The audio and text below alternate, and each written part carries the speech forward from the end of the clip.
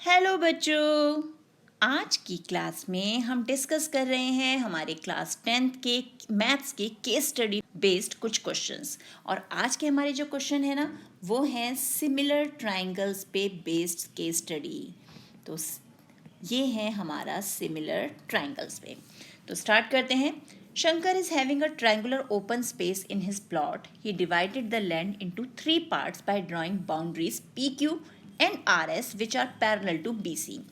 अब ये है शंकर का प्लॉट A, B, C और उसने क्या किया, यहाँ पर PQ एक ये लाइन ड्रॉ की और एक लाइन RS ड्रॉ की और इसे 3 पार्ट्स में डिवाइड कर दिया। ये हो गया हमारा PQ, ये है RS। और इसमें स्पेशलिटी क्या है कि PQ जो है वो पैरेलल टू BC है as well as RS is also parallel to BC। अब ये है 5 मीटर्स, ये हमें दिया हुआ है, ये 7 मीटर्स दिया हुआ है और RB जो है वो 8 मीटर्स दिया हुआ है।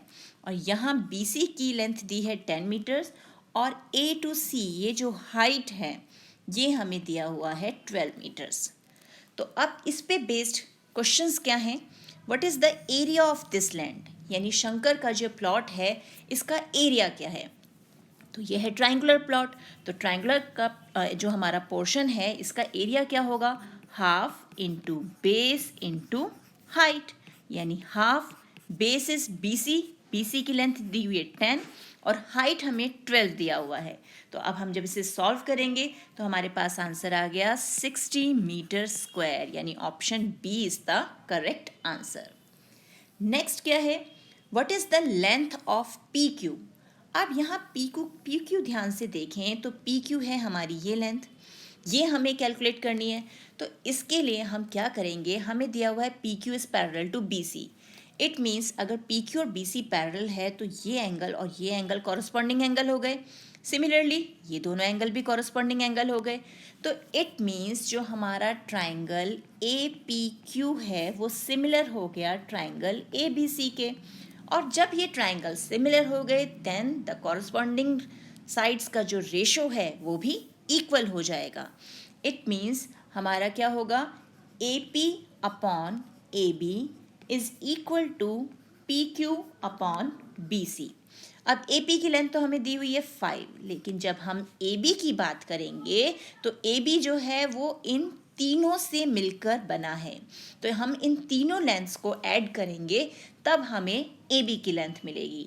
तो 5 + 7 + 8 इट मीन्स ये आ गया हमारा 20 इज इक्वल टू PQ, वो हमें कैलकुलेट करना ही है। और BC की लेंथ हमारे पास 10 है, तो यहाँ से हमें PQ में क्या मिल गया, PQ की लेंथ मिल गई 2.5 मीटर्स। तो हमारा ऑप्शन कौन सा सही हो गया? ऑप्शन 1। नेक्स्ट है द लेंथ ऑफ RS।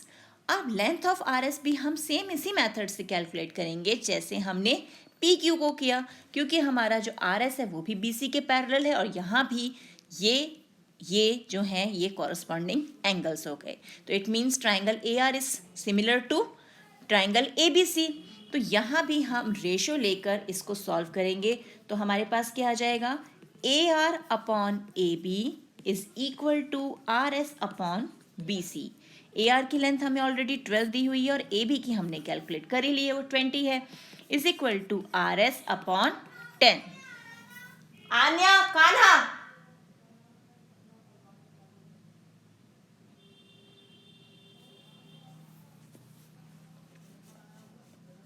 तो यहाँ से RS की वैल्यू निकालेंगे तो RS की वैल्यू क्या आ गई, 6 मीटर्स, यानी option B is the correct answer. Next है हमारा एरिया ऑफ ट्राइंगल APQ।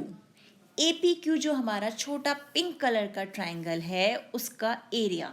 तो हमें ट्राइंगल का एरिया पता है half into base into height, लेकिन यहाँ तो हाइट नहीं दी हुई, तो यहाँ हम यूज़ करेंगे हमारी एक थ्योरम जिसके अकॉर्डिंग अगर हमारे ट्राइंगल सिमिलर है then the ratio of their area is equal to the square of the ratio of their corresponding sides।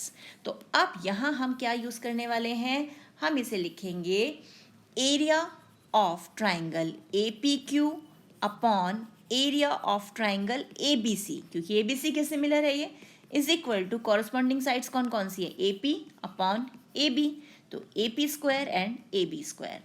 तो area of triangle A P Q क्या हो जाएगा? ए पी की वैल्यू हमें पता है, that is 5 square. A B वो 20 है, 20 स्क्वायर। और area of A B C जो है ये हम कैलकुलेट कर चुके हैं, इट इज़ 60। तो यहाँ से हम वैल्यू कैलकुलेट करेंगे तो हमें क्या मिलेगा? 3.75 मीटर स्क्वायर, यानी option C is the correct answer. Next है, what is the area of triangle A R S? Same जिस मेथड से हमने ए पी क्यू का एरिया निकाला है, वही मेथड, वही थ्योरम हम यहाँ भी अप्लाई करेंगे। That is area of triangle A R S divide by area of triangle A B C is equal to, अब यहाँ पर हमारी कॉरस्पॉन्डिंग साइड क्या आ गई? ए आर और A B, A R square and A B square हो गया। तो area of triangle A R S is equal to, A R की वैल्यू हमें ऑलरेडी गिवन है 12 square, A B is 20 square, area हमें पता है ए बी सी का 60 है। यहाँ से वैल्यू कैलकुलेट की तो आंसर आया 21.6 meter square, that is option ए।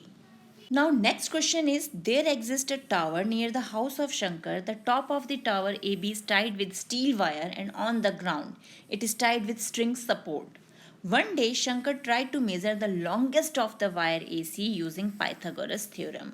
तो अब शंकर के घर के पास ये है एक टावर जिसकी हाइट हमें दी हुई है 80 फीट, और ये जो है एक वायर से टाइड है, उसे बांधा हुआ है हमने, और ये वायर जो है ये है एसी, और ग्राउंड पे टावर से सी तक का जो डिस्टेंस है वो हमें दिया हुआ है 60 फीट। यहाँ पर एक स्मॉल पोल और है जिसकी हाइट दी हुई है 15 फीट। अब हमें क्या कहा गया है कि शंकर ने ट्राई किया कि वायर एसी की वो लेंथ निकाले यूजिंग पाइथागोरस थ्योरम। तो सबसे पहला क्वेश्चन ही यही है कि find the length of the wire AC. तो अब एसी की लेंथ निकालने के लिए हमें पाइथागोरस थ्योरम यूज़ करनी है। तो हम यहाँ ध्यान से देखिए, ये है हमारा 90 डिग्री एंगल, तो 90 डिग्री के अपोजिट जो साइड होती है वो होता है हमारा हाइपोटेनस। इट मीन्स तो एसी क्या हो जाएगा? AC is equal to under root of perpendicular square, that is 80 square, plus base square, that is 60 square. और यहाँ से हम वैल्यू कैलकुलेट करते हैं तो हमें क्या मिलेगा? ये हो गया 6400 प्लस 3600, दैट इज 10,000, और 10,000 का स्क्वायर रूट क्या आ जाएगा? 100। So answer is 100 feet, that is option B is the correct answer. Next question है, what is the area of triangle A B C? अब area of triangle A B C चाहिए। हमें पता है triangle का एरिया होता है half into base into height. अब यहाँ पर बेस तो हमें पता है 60 फीट है और हाइट हमारी 80 फीट, यानी हम बेस और हाइट की जगह ये वैल्यूज़ पुट कर देते हैं। तो half into 60 into 80, that is 2400 feet square या square feet. So option A is the correct answer. Next, what is the length of the wire PC?